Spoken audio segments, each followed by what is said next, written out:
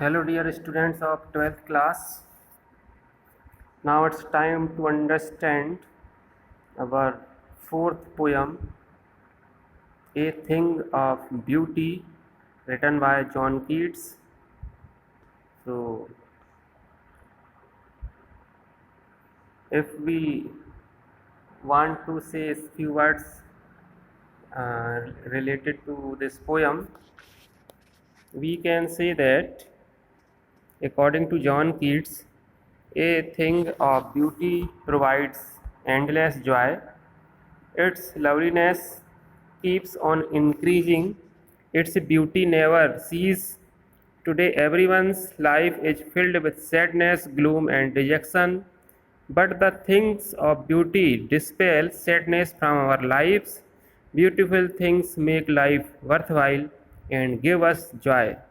The poet names a few beautiful things like the sun, moon, big and small trees, daffodils, cool clear stream, and musk rose, etc., which are a source of lasting joy.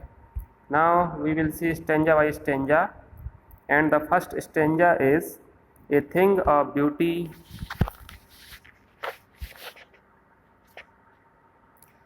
is a joy forever. Its loveliness increase. It will never pass into nothingness, but will keep a bower quiet for us and a sleep full of sweet dreams and health and quiet breathing. Okay, this is stanza number 1. So explanation in English: a thing of beauty is a joy forever, according to John Keats. Its beauty always increases. It never ceases. It never reaches the state of the nothingness. A thing of beauty provides us joy like a pleasant and quiet shelter under a tree. It provides us a sound sleep which is full of sweet dreams, calm and effortless breathing. Hindi translation: a thing of beauty is a joy for ever. हमेशा के लिए प्रसन्नता प्रदान करने वाली चीज़ है ये। A thing of beauty, सुंदर वस्तु। इट्स लवलीनेस इंक्रीज, उसकी सुंदरता हमेशा बढ़ती है। It will never pass into nothingness, और कभी भी ये शून्य में परिवर्तित नहीं होती है। प्रकृति या कोई भी सुंदर चीज़ है जो हम उसको प्रकृति ही मान के चलेंगे कि जो भी वस्तु सुंदर वस्तु होती है वो हमेशा के लिए खुशी प्रदान करने वाली होती है। उसका सौंदर्य आकर्षण लगातार बढ़ता जाता है और कभी शून्य नहीं हो सकता। But will keep a बोवर quiet for us, जबकि यह हमें एक शांत कुंज या छायादार स्थान प्रदान करता है।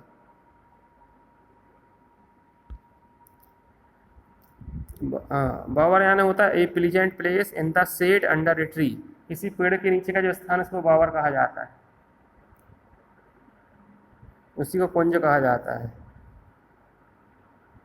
तो क्या करती है वो, जिस तरह किसी पेड़ के नीचे जाने पे हमको बहुत छाया मिलती है, थोड़ी गर्मी से निजात मिलती है, मानसिक शांति महसूस होती है, इसी तरह ये सुंदर वस्तु भी वैसे ही होती है।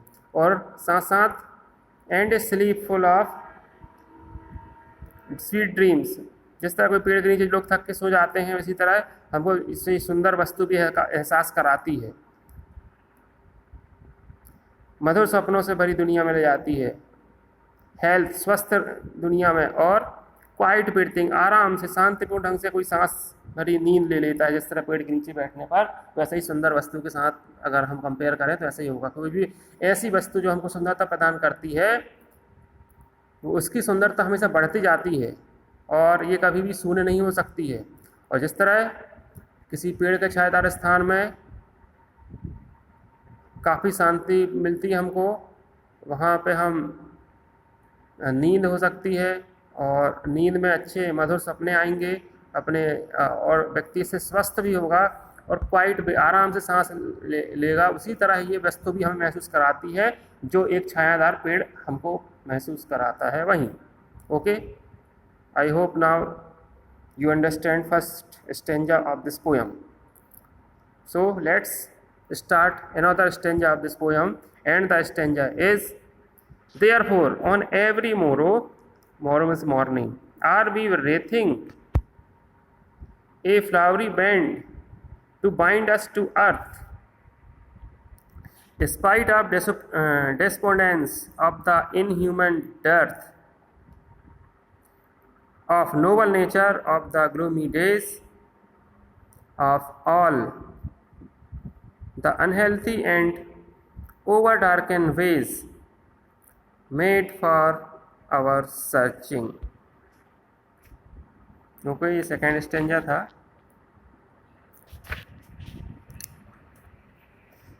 तो क्या कह रहे हैं John Keats?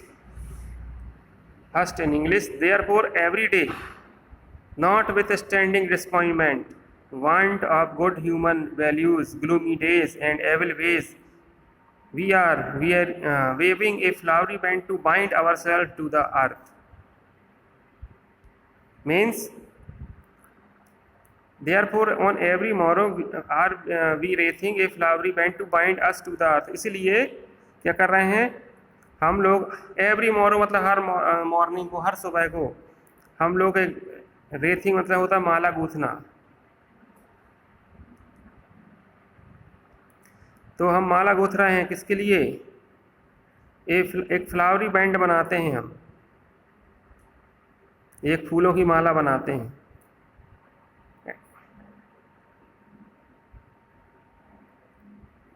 Spite of disobedience of the inhuman dearth of Nobel creature. हालांकि ये डिस्पोंडेंस यानी होता है निराशा, इनह्यूमन यानी होता है अमानवीय, डर्थ यानी होता है कमी होना, और नोबल तो आप जानते हैं उच्च या नेचर मतलब स्वभाव, क्वालिटी, गुण. ग्लूमी यानी ग्लूमी डेज मतलब उदासी वाले दिन. डार्कन यानी होता है एविल या अशुभ.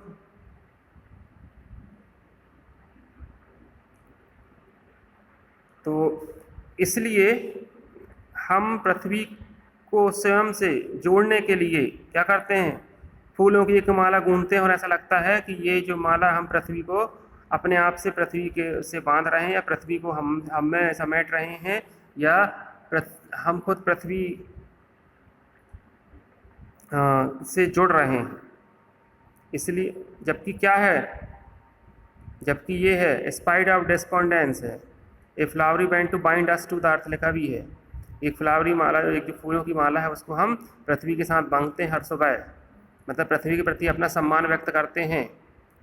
किसके बावजूद? निराशा के बावजूद. स्पाइट ऑफ डिस्पोंडेंस, निराशा. Of the inhuman dearth, dearth यानी कमी, मानवीय गुणों की कमी के बावजूद भी. बहुत सारे लोग अमानवीय व्यवहार कर रहे हैं कि नहीं पूरी दुनिया में, तो इस तरह मानवीय गुणों की कमी हो गई है. ऑफ नोबल नेचर्स, लेकिन किनके लिए कर रहे हैं? जिनका स्वभाव बहुत नोबल रहता है. ऑफ द ग्लूमी डेज, इन दुखी दिनों के बावजूद भी. निराशा, नेक नीति की अमानवीय कमी, उदासा भरे दिनों, और हमारे लिए खोज के लिए बनाया गया अस्वस्थ और अति अंधकार भरे मार्गों के बावजूद. देखा भी ना, अब noble natures of the gloomy days, दुखी दिनों में क्या होता है? All the unhealthy and over darken ways, जो अस्वस्थ और अंधकार में जो मार्ग बना दिए गए हैं. अस्वस्थ सोच भी हो सकती है. प्रत्येक दिन हम स्वयं से पृथ्वी को जोड़ने के लिए फूलों की एक एक माला गूंथते हैं. इन सब के बावजूद spite of disappointments of the inhuman dearth of noble creature, अच्छे स्वभाव के लिए जो अच्छे स्वभाव की जगह इनह्यूमन डर्थ हो गया है, अमानवीय गुणों की भरमार है, पर नोबल नेचर्स की कमी है. उदासी भरे दिनों में, ग्लोमी डेज में. Of all the unhealthy and over dark and ways, और सभी अस्वस्थ और अंधकारमय मार्गों के बावजूद हम लोग मेड फॉर आवर सर्चिंग, हम खोज करते हैं और अपने आप को पृथ्वी से जोड़ते हैं एक एक माला गुथकर, हर दिन फूलों की माला. Okay, now let's move to stanza number 3. Yes, in spite of all, some shape of beauty moves away the pall from our dark spirit. Such the sun, the moon, trees old and young, sprouting a shady boon for simple sheep. तो यहाँ तक देखते हैं translation English. Therefore despise all their unhealthy and evil ways. Beautiful things of nature are a boon for us. Some beautiful things of nature remove the pall of sad feelings from the heart of human beings. All beautiful things of nature like the sun, the moon and trees provide a shelter for the simple sheep. All these beautiful things are a boon for them. So, yes, in spite of all, हाँ, इन सब के बावजूद भी some shape of beauty moves, कुछ हमको ऐसे कोई आकृति दिख जाती है, सुंदरता की बहुत अच्छी आकृतियाँ. उससे क्या होता है, जब हमको कोई सुंदर वस्तु दिख जाती है तो सभी दुखों के बावजूद भी moves away the Paul from our dark spirit, जो हमारी आत्मा पे, हमारे आवरण पर जो पर्दा पड़ गया था कालेपन का, उसको अब साफ, जो पाल है था, पाल मतलब वही आवरण कि किसी ने हमको दुख और तकलीफ और इनह्यूमन क्वालिटीज़, अमानवीय गुणों से ढक दिया है, हमारे दुखों ने या और भी समस्याओं ने. तो जैसे हम कोई सुंदर वस्तु देखते हैं तो वो सारा जो आवरण है, जो सारा जो पाल पड़ा हुआ है हमसे, हमारी आत्मा में, वो सब पाल उड़ जाता है, पर्दे खुल जाते हैं.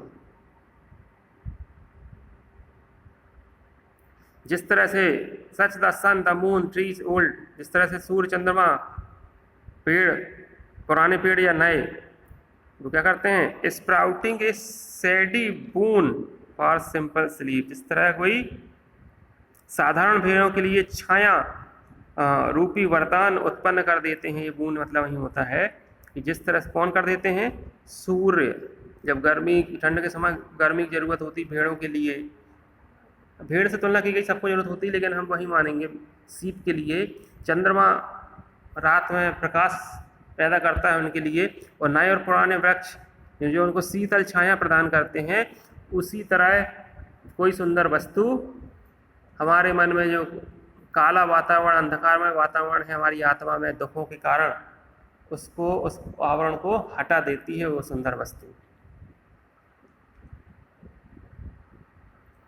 Okay, now the last stanza. And such are daffodils with the green world they live in and clear rills that for themselves a cooling covert make.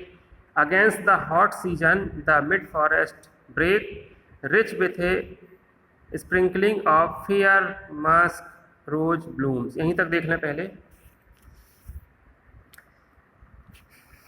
And daffodils flower are blooming in the green world. Some stream with transparent water make a cooling shelter of breaks for themselves in hot season. These breaks in the forests look more beautiful because bloom musk rose are sprinkled in them. जिस तरह से daffodils के फूल हैं जो कि with the green world दे ले, जहाँ पे हरी भरी हरियाली की दुनिया में वो रहते हैं डैफोडिल्स के फूल. एंड क्लियर रिल, और जो स्वच्छ पानी वाले झरने जो रहते हैं, that for themself a cooling covert में, और वो अपने जाते जाते आसपास जो अपने दोनों तरफ हैं वो एक शीतलता प्रदान करने वाले झाड़ियों का निर्माण करते हैं. अगेंस्ट द हॉट सीजन, गर्मियों के मौसम के विरुद्ध, मतलब झरने खुद इतनी व्यवस्था कर लेते हैं कि झरने का पानी गर्म ना हो और वो झाड़ियाँ जो हैं उनको शीतलता प्रदान करती रहें. उससे क्या होता है, the mid forest brake rich with a sprinkling of water fair, और जो ऐसा लगता है किसी ने उन झाड़ियों के बीच में जो ये कोई फूल मस्क रोज जो है वो खिलते हैं, तो ऐसा लगता है किसी ने छिड़काव कर दिया उन झाड़ियों पर इन फूलों का. मतलब कहना चाहिए प्रकृति खुद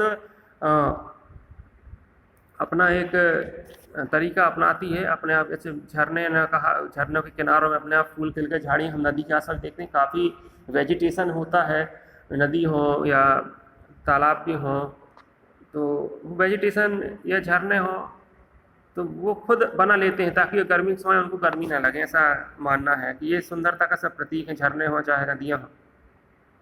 तो इसको पूरा अगर एक साथ देखेंगे तो और ऐसे डैफोडिल्स के फूल हैं या नरगिस के फूल हैं जो हरे भरे संसार में रहते हैं, और निर्मल छोटी छोटी जलधाराएं या झरने जो कि स्वयं के लिए गर्म मौसम के लिए ठंडक प्रदान करने वाला आश्रय बना लेती हैं, मतलब झाड़ियों के रूप में। जंगल की झाड़ियों के बीच पूर्ण खिलते हुए कस्तूरी गुलाब के फूल बिखरे हुए पड़े हैं, कितनी सुंदरता है। अब चलते हैं लास्ट स्ट्रैंजा की तरफ।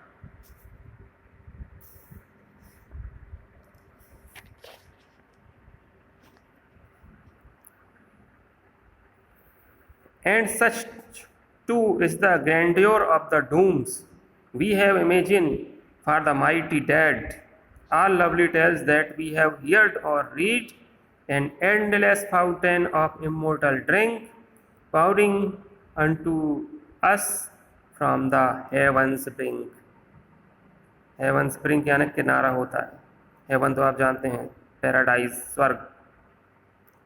pouring in unto होता है मतलब उड़ेलना। इमोर्टल तो आप जानते हैं that lives forever and never dies, अमर। मैग्निफिसेंट, ग्रैंडियर यानी होता है मैग्निफिसेंस, वैभव। डूम यानी होता है मकबरे के गुंबद। We imagine beauty and grandeur of dooms we make for our dead forefathers, their beauty equal the beauty of nature. Beauties of nature are as glorifying as the lovely story we have heard or read. Our nature is like an endless fountain of immortal drink. The immortal drink is poured into our heart from the edge of the heaven. This immortal drink makes us happy. यहाँ पे कह रहे हैं John Keats कि and such to the grandeur of the Doom.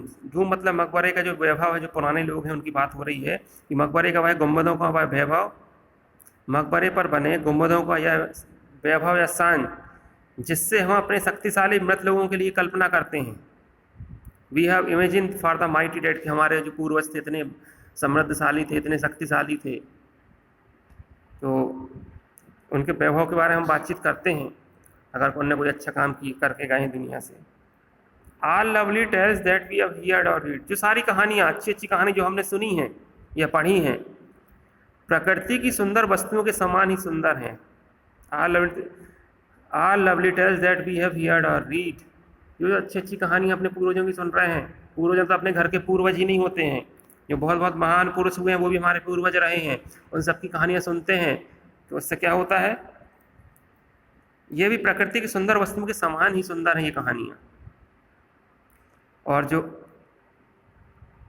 प्रकृति है, जो nature है, अनंत रूप से बहता एक फव्वारा है। All lovely tales that we have heard or read, an endless fountain of immortal drink, ये सब कहानियाँ जो हैं एक झरने के जैसे हैं, फाउंटेन के जैसे, जो कि उसमें क्या है, इमॉर्टल ड्रिंक। ऐसा लगता है कि ये एक पेय पदार्थ है जिसमें लोग अमर हो जाते हैं। कहाँ से मिलता है ये, powering unto us from the heavens, स्वर्ग के किनारे से अमरता का पेय प्रदान करती है हमको प्रकृति, वो हमारे अंदर उड़ेल देती है वो अमरता का पेय। लिखा है पावरिंग अनटू अस, जिससे हम अपने जीवन में प्रसन्नता का अनुभव करते हैं। तो एक तुलना की गई है कि जिस तरह कोई झरना, ऐसा लगता है कि प्रकृति का झरना स्वर्ग लोक से आया है, स्वर्ग के किनारे से, और हमारे ऊपर आके उड़ेल दिया गया है। मतलब जो भी सुंदरता, प्राकृतिक सुंदर जिसको देख के हम, ऐसी सुंदरता मन मोह लेती है, जिसमें सारे हमारे जो है ग्लूमी डेज, उदासी के दिन, या वातावरण, या हम जो किसी कारण से संघर्ष कर रहे हैं, उदास हैं, वो सब ये ऐसा लगता है कि वो प्रकृति ने आके हमको कोई अमर होने वाला पेय, अमरता का पेय, इमॉर्टल ड्रिंक जो है वो हमारे ऊपर उड़ेल दी है आके, जिससे हम अच्छा महसूस कर रहे हैं। तो ये पूरा नेचर के ऊपर है कि जो सुंदरता जो पृथ्वी की हम लोग जानते भी हैं, और लोग प्राकृतिक स्थानों पर क्यों जाते हैं, इसलिए जाते हैं, वो देख कर अच्छा लगता है। तो वही बात इसमें लिखी है। अब इधर सेल्फी की बात नहीं, मोबाइल, क्योंकि जॉन कीट्स के टाइम में मोबाइल नहीं रहे होंगे, नहीं तो ये भी जरूर लिखते कि उसमें आप जो प्राकृतिक सुंदरता देखने, ज़्यादा अपने आप को सुंदर देखना चाहते, इसलिए सेल्फी लेते हो कि हम भी देखें और पीछे वो वेजिटेशन दिखे, सुंदरता दिखे हमको, तो इसलिए क्या अब अपना जो पोयम है वो एंड हो चुकी है। Okay, thank you very much for watching.